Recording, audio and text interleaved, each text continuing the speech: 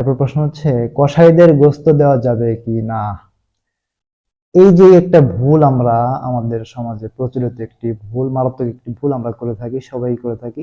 এটা এর জন্য আমাদের কোরবানি নষ্ট হয়ে যায়। এটা আমাদের বিশেষভাবে খেয়াল রাখতে হবে।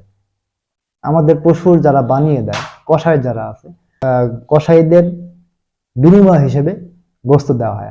কি করা হয় যে ভাগাভাগি করার পরে তো দেখা যায় যে কিছু অংশ এক সাইডে বেশি করে রাখা হয়। তো পরে যারা যারা কাজ করে দিয়েছে, কসাই যারা কোরবানি পশু বানিয়ে দিয়েছে, তো এদের জন্য আলাদা করে 5টা বা 6টা ভাগ করা হয়। যে 5 জনে কাজ করেছে, তো 5 জনকে কোরবানি গোশত দেওয়া হয়। এটা হারাম।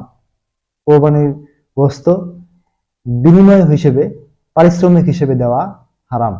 যদি আপনি এই কাজ করেন তো আপনার পুরো কোরবানিটা নষ্ট হয়ে যাবে, কারণ কোরবানির গোশতের কোনো বিনিময় হয় না।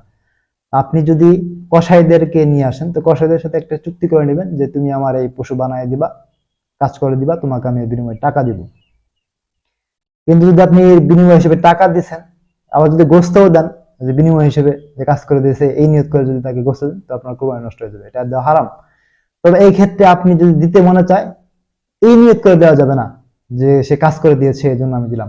তো আপনি দিতে মনে চাইলে আপনি আপনার নিজের বালতি থেকে আপনার যতটুকু মন চায় আপনি কোরবানির পশুর গোশত তাকে দিলেন, সমস্যা নেই। অথবা আপনি যদি তাকে দিতে চান, সেই ক্ষেত্রে অন্য 50 জন 100 জন গরিব যারা আছে এদের জন্য যে ভাগটা করেছেন, যে অনুপাতে ভাগ করেছেন, যেই ভাগে ভাগ করেছেন, অন্য 100 জনকে যেভাবে দিবেন, তো ওই মাপেই ওই অনুযায়ী তাকে এই নিয়ত করে দেওয়া যাবে না যে আমি সে কাজ করে দিয়েছে এই জন্য তাকে দিলাম। এই নিয়ত করে দিতে হবে যে সে আমি তাকে দান করলাম বা তাকে দিলাম, গোশত খাওয়ার জন্য দিলাম। তো সেই ক্ষেত্রে কসাইদেরকে এইভাবে দেওয়া যাবে, কিন্তু বিনিময় হিসেবে তাকে কোরবানির গোশত পারিশ্রমিক হিসেবে দেওয়া হারাম। কোরবানি নষ্ট হয়ে যাবে, কোনো দেওয়া যাবে না।